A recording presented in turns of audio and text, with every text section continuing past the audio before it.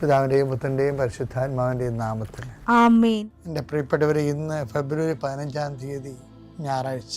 അമ്മേ പരിശുദ്ധ അമ്മേ, അമ്മേ പരിശുദ്ധമേ, ദൈവമാതാവേ, കൃപാസനത്തിലൂടെ ഞങ്ങൾക്കും ഞങ്ങളുടെ ദേശത്തിനും അമ്മ മധ്യസ്ഥം തേടി തന്ന എല്ലാ അനുഗ്രഹങ്ങൾക്കും കൃപകൾക്കും ഞങ്ങളിപ്പോൾ ഹൃദയം നിറഞ്ഞ നന്ദി പറയുന്നു.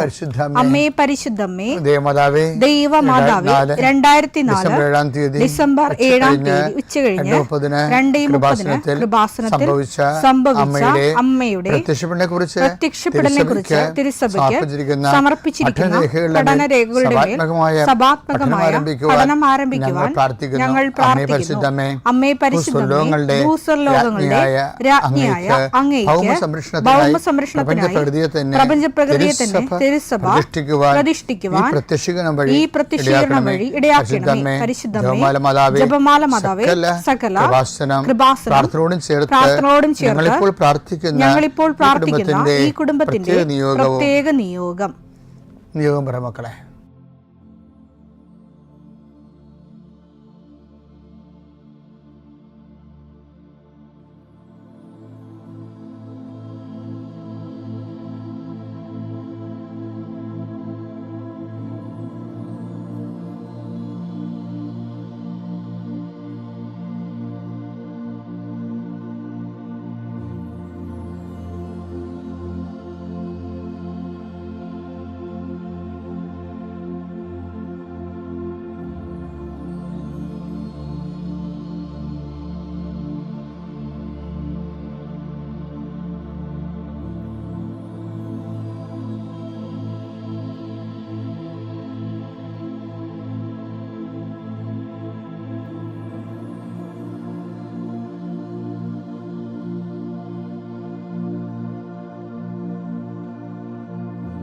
അമ്മയുടെ പ്രത്യക്ഷീകരണത്തിന്റെ ഈ അനുഗ്രഹവേളയിൽ ഞങ്ങൾക്ക് സാധിച്ചു തരുവാൻ കനിയണമേ. ആമേൻ. വിശ്വാസ പ്രമാണം. സർവശക്തനായ പിതാവും ആകാശത്തിന്റെയും ഭൂമിയുടെയും സൃഷ്ടാവുമായ ദൈവത്തിൽ ഞാൻ വിശ്വസിക്കുന്നു. അവിടുത്തെ ഏകപുത്രനും ഞങ്ങളുടെ കർത്താവുമായ ഈശോ മിശിഹായിലും ഞാൻ വിശ്വസിക്കുന്നു. ഈ പുത്രൻ പരിശുദ്ധാത്മാവിനാൽ ഗർഭസ്ഥനായി കന്യകാമറിയത്തിൽ നിന്ന് പിറന്ന് പൊന്തിയോസ് പീലാത്തോസിന്റെ കാലത്ത് പീഡകൾ സഹിച്ച് കുരിശിൽ തറയ്ക്കപ്പെട്ട് മരിച്ച് അടക്കപ്പെട്ട് പാതാളങ്ങളിൽ ഇറങ്ങി മരിച്ചവരുടെ ഇടയിൽ നിന്ന് 3-ാം നാൾ ഉയർത്ത് സ്വർഗത്തിലേക്ക് എഴുന്നള്ളി സർവശക്തിയുള്ള പിതാവായ ദൈവത്തിന്റെ വലതുഭാഗത്തിരിക്കുന്നു. അവിടെ നിന്ന് ജീവിക്കുന്നവരെയും മരിച്ചവരെയും വിധിക്കുവാൻ വരുമെന്നും ഞാൻ വിശ്വസിക്കുന്നു. പരിശുദ്ധാത്മാവിലും ഞാൻ വിശ്വസിക്കുന്നു. വിശുദ്ധ കത്തോലിക്കാ സഭയിലും പുണ്യവാന്മാരുടെ ഐക്യത്തിലും പാപങ്ങളുടെ മോചനത്തിലും ശരീരത്തിന്റെ ഉയർപ്പിലും നിത്യമായ ജീവിതത്തിലും ഞാൻ വിശ്വസിക്കുന്നു. ആമേൻ. സുഖസ്ഥനായ ഞങ്ങളുടെ പിതാവേ, അങ്ങയുടെ നാമം പൂജിതമാകണമേ. അങ്ങയുടെ രാജ്യം വരണമേ. അങ്ങയുടെ തിരുമനസ് സ്വർഗത്തിലെ പോലെ ഭൂമിയിലും ആകണമേ. അന്നു വേണ്ടുന്ന ആഹാരം ഇന്ന് ഞങ്ങൾക്ക് തരണമേ. ഞങ്ങളോട് തെറ്റ് ചെയ്യുന്നവരോട് ഞങ്ങൾ ക്ഷമിക്കുന്നത് പോലെ ഞങ്ങളുടെ തെറ്റുകൾ ഞങ്ങളോടും ക്ഷമിക്കണമേ. ഞങ്ങളെ പ്രലോഭനത്തിൽ ഉൾപ്പെടുത്തരുതേ, തിന്മയിൽ ഞങ്ങൾ രക്ഷിക്കണമേ. ആമേൻ. നന്മ നിറഞ്ഞ മറിയമേ, സ്വസ്തി. കർത്താവ് അങ്ങയുടെ കൂടെ സ്ത്രീകളിൽ അങ്ങ് അനുഗ്രഹിക്കപ്പെട്ടവളാകുന്നു. അങ്ങയുടെ ഉദരത്തിൻ ഫലമായി ഈശോ അനുഗ്രഹിക്കപ്പെട്ടവനാകുന്നു. പരിശുദ്ധ മറിയമേ, തമ്പുരാന്റെ അമ്മേ, പാപികളായ ഞങ്ങൾക്ക് വേണ്ടി ഇപ്പോഴും ഞങ്ങളുടെ മരണസമയത്തും തമ്പുരാനോട് അപേക്ഷിക്കണമേ. ആമേൻ. കർത്താവേ, നിന്റെ ഉന്നതമായ നാമത്തിന് സ്തോത്രം ചെയ്യുന്നു. കർത്താവേ, നിന്റെ വിശുദ്ധ പൗരോഹിത്യത്തെ മഹത്വപ്പെടുത്തണമേ. കർത്താവെ, സഭയിലുള്ള സാന്നിധ്യം പ്രകടമാക്കണം. 40 വർഷം അർപ്പിച്ച കൃപാന്റെ യുഗതിയായി കൃപാസ്ഥാനത്താരെ ജീവനോടെ പ്രത്യക്ഷപ്പെട്ട പരിശുദ്ധ അമ്മയുടെ മാധ്യസ്ഥത്തിലെ ഞാൻ അങ്ങയുടെ മക്കൾക്ക് വേണ്ടി പ്രാർത്ഥിക്കുന്നു. അമ്മേ, ഈ പ്രഭാതത്തിൽ എത്രയോ പേരാണ് അമ്മേ ഈ ഒരു പ്രാർത്ഥനയ്ക്ക് വേണ്ടി കൊതിച്ച് കാത്തിരിക്കണത്. അവർക്ക് എവിടെ എന്തെല്ലാമോ കാര്യങ്ങളുണ്ട്. ഇന്ന് അവരുടെ കഴിവിൽ നിൽക്കാത്ത കാര്യങ്ങളുണ്ട്. കർത്താവേ, അങ്ങയുടെ മക്കളുടെ കഴിവിൽ നിൽക്കാത്ത കാര്യങ്ങൾ, ആ കാര്യങ്ങളെ കുറിച്ച് ഓർക്കുമ്പോൾ ഭയവും പേടിയും പ്രയാസവും സങ്കടവും നിരാശയും ഒക്കെ തോന്നുന്ന വിഷയങ്ങൾ, വ്യക്തികൾ, അതെല്ലാം യേശുക്രിസ്തു നാമത്തിൽ ഞാൻ ബന്ധിക്കുന്നു. കർത്താവേ, അങ്ങയുടെ മക്കള് ഇനി സമാധാനത്തിൽ വിട്ടേക്കണമെന്ന് പറഞ്ഞില്ലേ ഈശോ. ഞങ്ങളുടെ ദാസനെ എൻ്റെ രക്ഷ ഞാൻ എൻ്റെ കണ്ണുകൊണ്ട് കണ്ടിരിക്കുന്നു, അങ്ങയുടെ ദാസനെ സമാധാനം വിട്ടേക്ക്. സമയം ദീർഘദർശി പറഞ്ഞതുപോലെ അങ്ങയുടെ മക്കൾ ഈ പ്രാർത്ഥനയ്ക്ക് ശേഷം സമാധാനം കണ്ടെത്താൻ ഇടയാക്കണം പ്രാർത്ഥിക്കുന്നു. നിങ്ങളുടെ ജീവിത ചിന്തകൾ, നിങ്ങളിന്ന് പോകാനിരിക്കുന്ന ഇടങ്ങൾ, സംസാരിക്കുന്ന വ്യക്തികൾ, ഒപ്പിടുന്ന പേപ്പറുകൾ, എഴുതുന്ന രേഖകൾ, എൻ്റെ മക്കൾ ജീവിത ഉപായത്തിന് വേണ്ടിയും മേൽഗതിക്ക് വേണ്ടിയും ജോലിക്ക് വേണ്ടിയും ജോലിയുടെ അനുബന്ധ കാര്യങ്ങൾക്ക് വേണ്ടിയും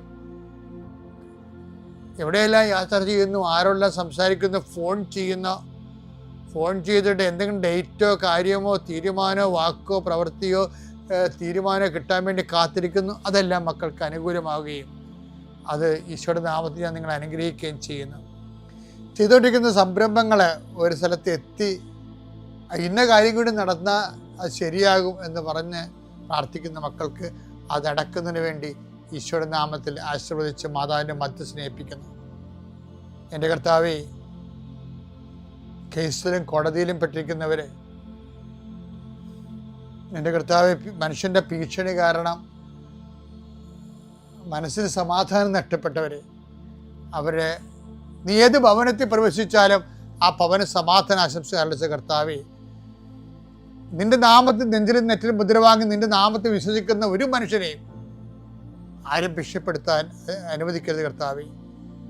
അവരെല്ലാം ശത്രുക്കളെ കാണുകെ വിരുന്നൊരുക്കുന്ന ദൈവത്തിൻ്റെ ശക്തിവിശേഷം നിനക്കായി വിരുന്നൊരുക്കട്ടെ. നിൻ്റെ എല്ലാ ശത്രുക്കളുടെയും മുന്നിലെ നിത്യം പിതാവും പുത്രനും പരിശുദ്ധാത്മാവും സർവ്വേശ്വര എന്നേക്കും ആമേൻ. 2 Thessalonians 1:3. നിങ്ങളുടെ വിശ്വാസം സമൃദ്ധമായി വളരുകയും വിശ്വാസം സമൃദ്ധമായി വളരുകയും നിങ്ങൾ ഏവരുടെയും പരസ്പര സ്നേഹം വർദ്ധിച്ചു വരികയും ചെയ്യുന്നതിനാൽ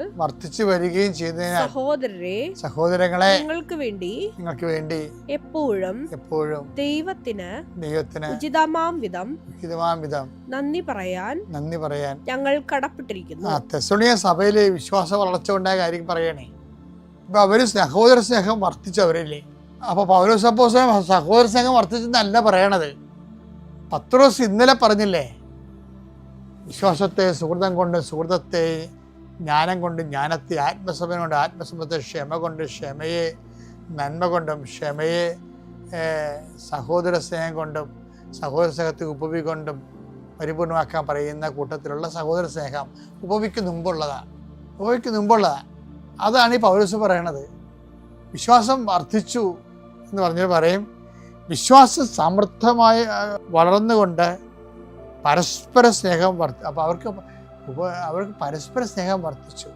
അതിന് പൗലോസ് അപ്പോസ്തലൻ സ്നേഹം വർദ്ധിച്ചു എന്നല്ല പറയണത്, വിശ്വാസം വർദ്ധിച്ചെന്നാണ് പറയണത്. അപ്പം വിശ്വാസ വർധനവ് എന്ന് പറയണത് എൻ്റെ സംസ്കരിക്കപ്പെട്ട സമൃദ്ധമായ രൂപങ്ങളിലൊന്നാണ് പരസ്പര സ്നേഹം എന്ന് പറയുന്നത്. പലരും പരസ്പര സ്നേഹം ഉണ്ടായിട്ട് അവസാനം തല്ലിയാണ് പിരിയണത്. ഒരു കാലത്ത് നഖവും മാംസം പോലെ ഒരേ പാത്രത്തിൽ ഊണ് കഴിച്ചെന്നൊക്കെ പറഞ്ഞിട്ട് അവസാനം കോടതിയിൽ പോയി നിരങ്ങണ കണ്ടിട്ടില്ലേ? അതായത് എന്ത് സ്നേഹമായാലും ഈ മനുഷ്യന്മാർക്കൊക്കെ ഭയങ്കര അപൂർണതയാണ്. കാര്യം നമ്മൾ കുറച്ച് കഴിയുമ്പോൾ അസസ് ചെയ്യും. ഞാൻ ആശുപത്രിയിൽ പോയി നിന്നായിരുന്നല്ല, പക്ഷേ ഞാൻ രോഗിയായിരുന്നപ്പോൾ അവർ വന്ന് തിരിഞ്ഞ് നോക്കിയില്ലല്ല, അവരൊന്ന് കൂട്ടുകാരോട് പിക്കിങ്ങിന് പോയില്ലേ, പിന്നെ പോയമാരോട്ട് നമ്മൾ എന്ത് നോക്കാനാണെന്നൊക്കെ പറഞ്ഞ് എപ്പോഴായാലും ഓരോരുത്തർക്കും ഓരോരോ സാഹചര്യമാണ്. എല്ലാം മനഃപൂർവ്വം ചെയ്യണമായിരിക്കത്തില്ല. അപ്പോൾ എന്താ ചെയ്തപ്പോൾ അങ്ങനെ പോയതാണ്. പിന്നെ അതിൻ്റെ പേരിൽ നമ്മൾ ഗുണവും ദോഷവും പറയാൻ പോയാൽ ആരെയും സഹിക്കാൻ പറ്റത്തില്ല. അപ്പോൾ അങ്ങനെയൊക്കെ വിശ്വാസത്തിൻ്റെ പേരിലാണ് നമ്മൾ അതൊക്കെ എടുക്കുന്നത്. കാര്യം എന്താണ്? അപ്പോൾ റിട്ടേൺസ് നമ്മൾ അധികം പ്രതീക്ഷിക്കത്തില്ല. പരസ്പരം സ്നേഹമുണ്ട്, പക്ഷേ തിരിച്ച് നമ്മൾ ഒത്തിരി പ്രതീക്ഷിക്കാത്തപ്പോഴാണ് ബൈബിൾ അതിനെ സ്നേഹമെന്ന് വിളിക്കുന്നത്. അല്ലാത്തൊക്കെ ചുമ്മാ നീക്കുപോക്കും അഡ്ജസ്റ്റ്മെൻറ്റും അല്ലേ.